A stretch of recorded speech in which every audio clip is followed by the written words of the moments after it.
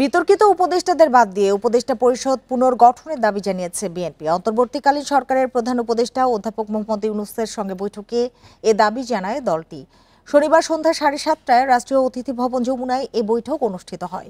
দলের স্থায়ী কমিটির সদস্য খন্দকার মোশাররফ হোসেনের নেতৃত্বে অংশ নেন সালাউদ্দিন আহমেদ, ডক্টর মঈন খান ও আমির খসরু মাহমুদ চৌধুরী। প্রত্যাশা অনুযায়ী দায়িত্ব পালন করতে না পারার ক্ষোভে প্রধান উপদেষ্টার পদত্যাগের ভাবনা থেকে তৈরি রাজনৈতিক জটিলতার বিষয়ে এই বৈঠক অনুষ্ঠিত হয়েছে। বৈঠকে বিএনপি নেতাদের মতামত শোনেন প্রধান উপদেষ্টা। পরে ব্রিফিংয়ে বিএনপি নেতা খন্দকার মোশাররফ বলেন, কোনো ওসিলায় নির্বাচন পিছিয়ে গেলে স্বৈরাচার ফিরে আসতে পারে, এর দায় নিতে হবে সরকারকে। এই ঈদে জামা জুতো অ্যাক্সেসরিজের ডিসকাউন্ট।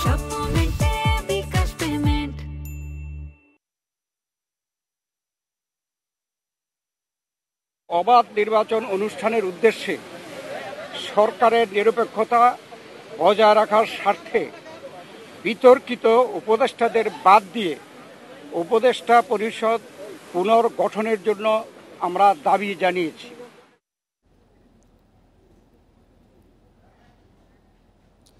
এ নিয়ে আরো জানাতে রাষ্ট্রীয় অতিথি ভবন যমুনা থেকে যোগ দিয়েছেন সহকর্মী জাহানারা পারভিন।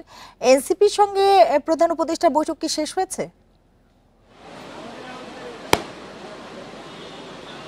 এনসিপির সঙ্গে প্রধান উপদেষ্টার বৈঠক এখনো চলছে। এনসিপির 4 জন নেতা এই বৈঠকে যোগ দিয়েছেন। বৈঠকে নেতৃত্ব দিচ্ছেন এনসিপির আহ্বায়ক নাহিদ ইসলাম, তার সঙ্গে আছেন হাসনাত আবদুল্লাহ সহ আরো 2 জন। এনসিপি শেষ হতে আরো অনেকটা সময় লাগতে পারে, কারণ আজকে এর আগে আমরা দেখেছি বিএনপির সঙ্গে আধা ঘন্টার শিডিউল বলা হলেও সেটা 1 ঘন্টা পেরিয়েছে। জামায়াতও অনেকটা সময় নিয়ে প্রধান উপদেষ্টার সঙ্গে বৈঠক করেছে এবং জামায়াতের আমির কথা বলেছেন, যেটা বিএনপির সঙ্গে কিন্তু খুব একটা ম্যাচ করেনি। তিনি বলেছেন তিনি কোনো সময় বেঁধে দেননি জামায়াত ইসলাম সরকারকে নির্বাচনের জন্য কোনো সময় বেঁধে দেননি এবং সংস্কার এবং নির্বাচন দুটো রোডম্যাপ চেয়েছে জামায়াত। তবে জামায়াত আমাদের প্রশ্নের জবাবে একটা কথা বলেছে, তারা ফেব্রুয়ারির মধ্যে নির্বাচন হতে পারে কিংবা তারপরে হলে আবহাওয়া বৈরী। আমি যেটা বুঝতে পেরেছি, জামায়াত কিন্তু সরকারকে সময়সীমা নিয়ে কোনো চাপ দেয়নি। তারা বলছে যে জামায়াতের আমির বললেন, বর্তমান যে পরিস্থিতি সেই পরিস্থিতিটা প্রধান উপদেষ্টার জন্য কষ্টের এবং বিরক্তিকর। যে পদত্যাগ সংক্রান্ত যে পরিস্থিতিটা তৈরি হয়েছে এবং এটাকে তিনি বলেছেন কষ্টের এবং বিরক্তিকর। সংস্কার এবং বিচারের মধ্য দিয়ে অর্থবহ নির্বাচন হবে এমনটা আশা করেছেন জামায়াতের আমির এবং তিনি বলেছেন যে আমরা বলেছি দুটো বিষয় পরিষ্কার করা দরকার। কমফোর্টেবল সময়ে নির্বাচন হতে হবে, সংস্কার শেষ না করে নির্বাচন হলে তার সুফল জনগণ পাবে না। বিএনপির যে কথা, বিএনপির স্থায়ী কমিটির সদস্য ডক্টর খন্দকার মোশাররফ হোসেন যে কথা বলেছেন, তার সঙ্গে জামায়াতের আমিরের যে কথা তার কিন্তু তফাৎ আছে। এক সুরে কিন্তু তারা কথা বলেননি। জামায়াতের কথা কিছুটা নমনীয় মনে হয়েছে এবং প্রধান উপদেষ্টাকে তারা সহযোগিতা করতে চান, তিনি তার কমফোর্টেবল সময়ে কাজ করে নির্বাচন দিবেন সেরকমই কিন্তু তারা চাচ্ছে। কিন্তু বিএনপি কিন্তু ডিসেম্বরের মধ্যে নির্বাচনের রোডম্যাপ দিয়েছে, যেটা তাদের আগের অবস্থান ছিল সেটা বলেছে এবং জামায়াতের আমির কিন্তু দুটো রোডম্যাপ চেয়েছেন, একটা সংস্কারের একটা নির্বাচন। তিনি এটাও বলছেন সংস্কার না করে নির্বাচন হলে সংস্কার গ্রহণযোগ্য হবে না। আর বিএনপি বলেছে তারা যদি জনগণের সমর্থন পেয়ে ক্ষমতায় যায় তখন তারা সংস্কারের বাকি যে কাজ সেটা শেষ করবে, কারণ সংস্কার চলমান প্রক্রিয়া বলে তারা মনে করে। তারা বলেছেন গণহত্যার বিচারের যে দাবি আছে, যার জন্য নির্বাচন দীর্ঘায়িত হচ্ছে, সেই বিচার তারা করতে চান বা তারা করবেন, এরকম প্রতিশ্রুতি কিন্তু দিয়েছেন। এখন আসলে এনসিপির 4 জন নেতা প্রধান উপদেষ্টার সঙ্গে বৈঠক করছেন।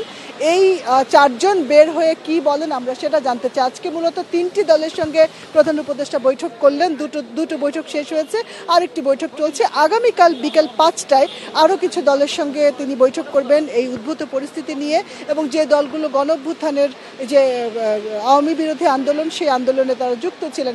মূলত আসলে প্রধান উপদেষ্টা এই যে পরিস্থিতি তৈরি হয়েছে সেটা নিয়ে কিন্তু এক ধরনের মত বিনিময় হয়ে যাচ্ছে এবং বিএনপির যে মনোভাব দেখেছি, বিএনপি নেতাদের আমার কাছে মনে হয়নি যে তারা খুব সন্তোষজনক হয়েছে তাদের আলোচনা। খন্দকার মোশাররফ হোসেন কথা বলেছেন, স্থায়ী কমিটির সদস্য সালাউদ্দিন আহমেদ কথা বলেছেন, কিছুটা কথা বলেছেন আমির খসরু মাহমুদ চৌধুরী। তাদের 3 জনের কথাতেই কিন্তু এক ধরনের ক্যাজুয়াল কিছু শব্দ ছিল।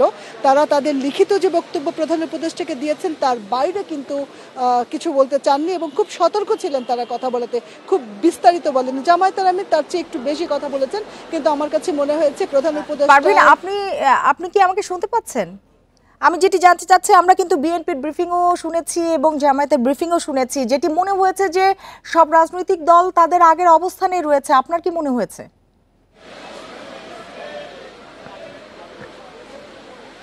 আমার কাছে মনে হয়েছে বিএনপি আসলে এনসিপি নেতা বেরিয়েছেন। নাহিদ ইসলাম আপনি দেখতে পাচ্ছেন, তিনি প্রধান উপদেষ্টার সঙ্গে বৈঠক করে বেরিয়েছেন। তার সঙ্গে রয়েছেন হাসনাত আব্দুল্লাহ এবং আরও দুজন নেতা আছেন, তারা এখন কথা বলবেন। আমরা যেটা দেখতে পাচ্ছি যে এনসিপি, বিএনপি এবং জামায়াতের এই তিন দলের বৈঠকে প্রধান উপদেষ্টা আজকে তাদের সঙ্গে বৈঠক করলেন।